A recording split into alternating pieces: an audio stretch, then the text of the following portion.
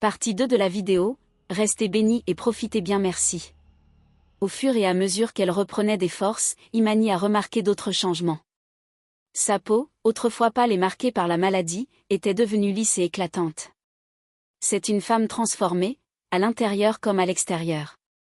Lorsque la quarantaine fut enfin levée, le village organisa une grande fête.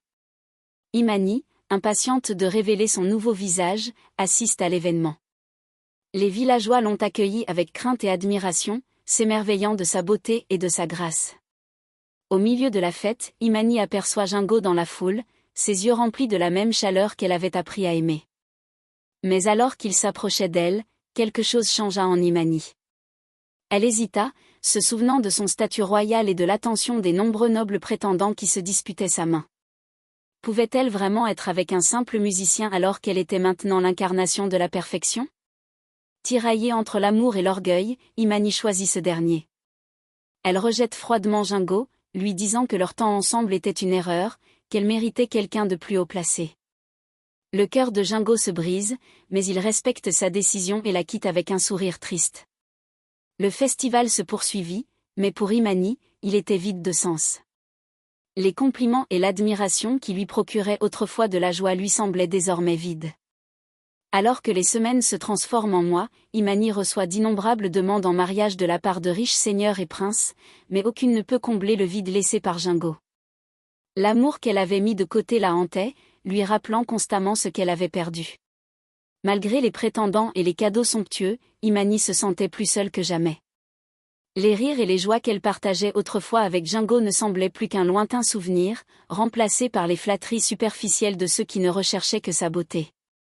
Le roi Suleiman, remarquant la mélancolie grandissante de sa fille, propose un grand tournoi où les hommes les plus forts et les plus courageux du royaume s'affronteront pour obtenir sa main. Imani accepte, espérant qu'une telle démonstration de force et de puissance comblera enfin le vide en elle. Le jour du tournoi, le village bourdonne d'excitation, mais le cœur d'Imani reste lourd.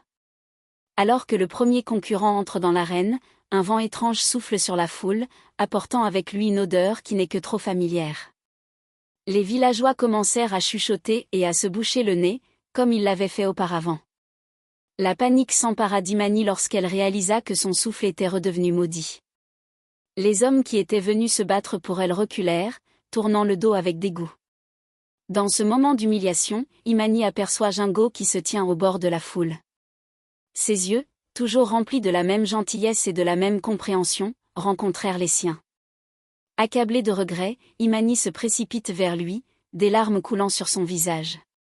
Elle l'implora de la pardonner, réalisant trop tard que sa beauté n'avait été qu'une illusion éphémère.